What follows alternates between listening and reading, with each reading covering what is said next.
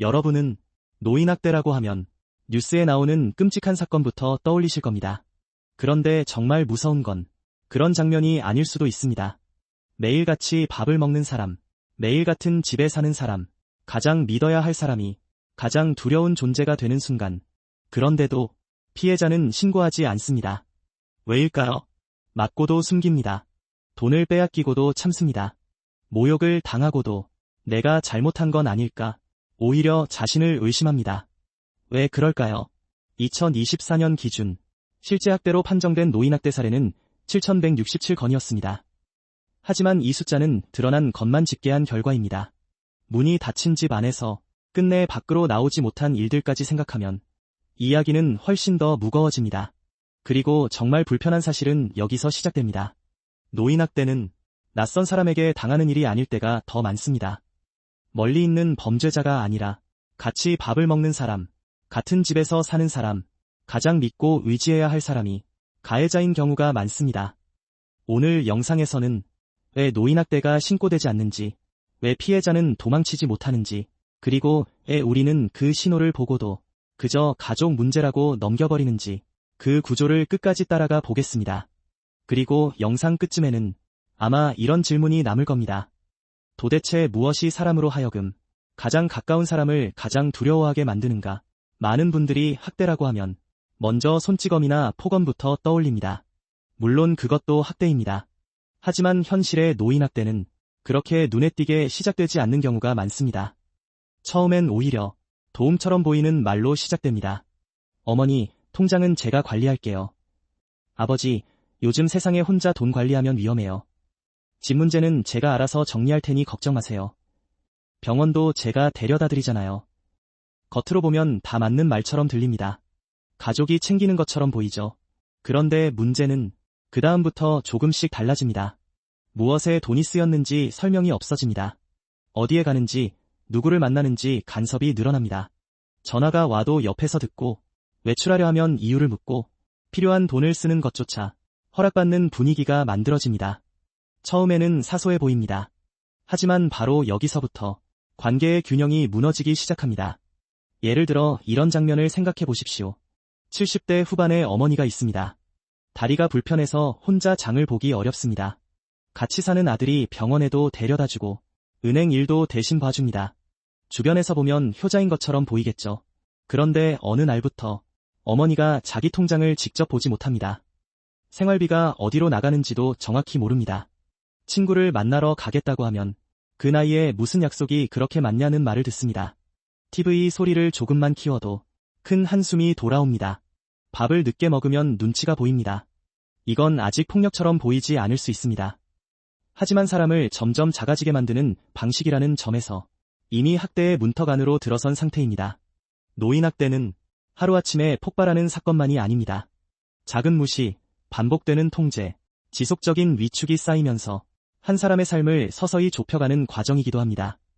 마치 천장에서 물이 한 방울씩 새는 것과 비슷합니다. 처음엔 닦아내면 그만인 것 같죠. 그런데 시간이 지나 천장을 열어보면 안쪽은 이미 썩어 있는 겁니다. 노인학대도 그렇습니다. 겉으로 보이는 한 번의 장면보다 그 전까지 반복된 작은 신호들이 훨씬 더 중요합니다. 그리고 이 문제를 더 어렵게 만드는 건 그 모든 일이 집안에서 가족이라는 이름 아래 아주 평범한 일처럼 포장된다는 점입니다. 많은 사람들은 묻습니다. 그 정도면 왜 신고를 안 했을까? 도망치면 되는 것 아닌가? 주변에 말만 해도 해결되지 않나? 하지만 현실은 그렇게 단순하지 않습니다. 노인학대의 가장 깊은 곳에는 폭력보다 더 끈질긴 문제가 있습니다. 바로 의존입니다. 피해 노인은 누군가의 도움이 없으면 일상이 무너질 수 있습니다.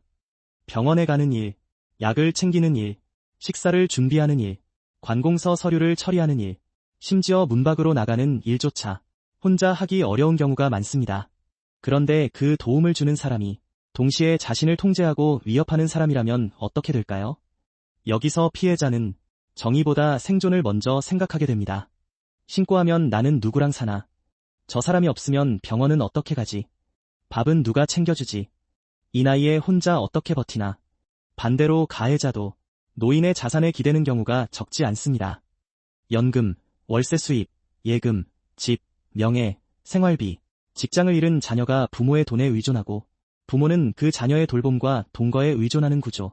이 두 의존이 서로 얽히면 관계는 가족을 닮은 채 사실상 탈출하기 어려운 구조가 됩니다.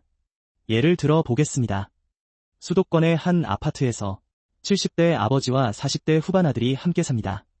아들은 몇 년째 일정한 직업이 없습니다. 생활비 상당 부분은 아버지의 연금과 작은 임대 수입에서 나옵니다. 처음엔 서로 미안하고 서로 참습니다. 아들은 조금만 기다려 달라고 말하고 아버지는 괜찮다고 답합니다.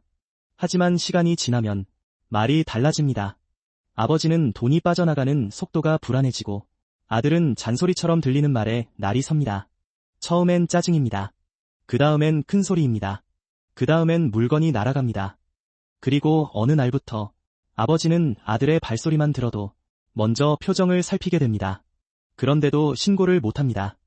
왜냐하면 그 아들이 자기를 힘들게 하는 사람이면서도 동시에 가장 가까운 동거인이고 병원에 데려다줄 사람이고 밖에 일을 대신 처리해줄 유일한 사람이기 때문입니다.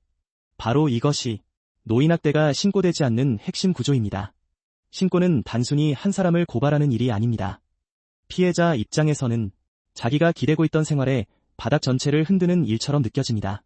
그래서 참고, 또 참고, 그렇게 침묵이 습관이 됩니다. 그리고 시간이 길어질수록 더 위험한 변화가 생깁니다. 피해자가 자신이 학대를 당하고 있다는 사실조차 또렷하게 인식하지 못하게 되는 겁니다. 저 사람도 힘드니까 그럴 수 있지. 내가 나이 들어서 더 예민한가 보다. 가족끼리는 원래 이 정도는 참고 사는 거지.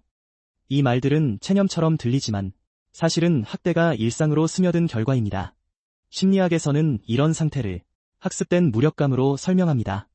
몇 번 맞서보려 했지만 상황이 나아지지 않았고 오히려 더 큰 화를 불렀고 결국 참는 게 그나마 덜 위험하다고 느끼게 되는 상태. 그렇게 사람은 저항보다 침묵을 먼저 선택하게 됩니다. 그러니 노인학대의 침묵은 의지가 약해서 생기는 게 아닙니다. 오랜 시간 축적된 공포와 의존이 만든 구조적인 결과입니다. 이쯤 되면 더 불편한 질문이 남습니다. 왜 주변은 몰랐을까요? 왜 친척도, 이웃도, 때로는 본인도 이 상황을 분명한 위험으로 보지 못했을까요? 이유는 익숙함입니다. 우리는 가족 안에서 벌어지는 일에 너무 쉽게 설명을 붙입니다. 집집마다 사정이 있지. 자식도 먹고 살기 힘들겠지. 부모가 원래 예민하신가 보다. 같이 살다 보면 그럴 수도 있지. 이 말들이 문제를 덮는 가장 흔한 방식입니다. 하지만 생각해 보십시오. 낯선 사람이 노인의 통장을 빼앗았다면 우리는 바로 범죄라고 말할 겁니다. 낯선 사람이 외출을 막고 인간관계를 끊게 만들고 생활비 사용을 통제했다면 분명히 위험 신호라고 할 겁니다. 그런데 그 행동을 가족이 하면 우리는 갑자기 망설입니다. 왜일까요? 가족이라는 단어가 폭력을 무죄로 만들지는 않는데도 이상하게 우리의 판단을 흐리게 만들기 때문입니다. 그리고 바로 그 틈에서 노인학대는 가장 안전하게 숨습니다. 여기서 진짜 중요한 사실이 하나 있습니다. 노인학대의 반대말은 단순히 맞지 않는 상태가 아닙니다. 존중받는 상태입니다. 같이 산다고 안전한 가족이 아닙니다. 병원에 데려다 준다고 좋은 보호자인 것도 아닙니다. 돈을 대신 관리한다고 돌봄이 되는 것도 아닙니다. 그 노인이 아직 자기 삶을 선택할 수 있는지, 거절할 수 있는지, 설명을 듣고 동의할 수 있는지, 돈과 인간관계와 일상에 대해 스스로 결정할 권리를 갖고 있는지, 그게 핵심입니다. 그래서 우리가 봐야 할 신호는 생각보다 가까운 곳에 있습니다. 갑자기 통장 이야기를 피하게 되는지, 재산 이전 뒤 태도가 달라졌는지, 전화나 외출을 과하게 통제하는 사람이 있는지, 원래 가족은 다 그래 라는 말이 자주 반복되는지, 무엇보다 예전보다 말수가 줄고 사소한 일에도 먼저 눈치를 보고 모든 행동의 이유를 설명하려 드는 어르신이 있는지, 문제는 멍으로만 드러나지 않습니다. 표정으로 먼저 드러나고, 침묵으로 먼저 드러나고, 돈의 흐름으로 먼저 드러납니다. 오늘 이 이야기가 불편하게 느껴지셨다면 오히려 그것이 정상입니다. 왜냐하면 이 문제는 특별한 몇몇 가정의 이야기가 아니라 빠르게 늙어가는 한국 사회가 앞으로 더 자주 마주하게 될 현실이기 때문입니다. 우리는 늘 왜 신고하지 않았을까라고 묻습니다. 하지만 이제는 질문을 바꿔야 합니다. 왜 그 사람이 신고할 수 없는 구조 안에 오랫동안 갇혀 있었는가? 그리고 왜 우리는 그 구조를 가족이라는 이름으로 너무 오래 방치해 왔는가? 주변에 자식 눈치를 과하게 보는 부모님, 재산 이전 뒤 관계가 급격히 달라진 사례, 돈 이야기를 꺼내기 어려워하는 어르신이 있다면 절대 가볍게 넘기지 마십시오. 침묵은 평온이 아닙니다. 아무 일 없다는 뜻도 아닙니다. 오히려 가장 위험한 신호일 수 있습니다. 이 영상이 의미 있었다면 댓글로 여러분의 생각을 남겨주세요. 그리고 이런 현실을 더 깊이 다루는 콘텐츠가 필요하다고 느끼셨다면 구독과 알림 설정으로 함께 해주시기 바랍니다.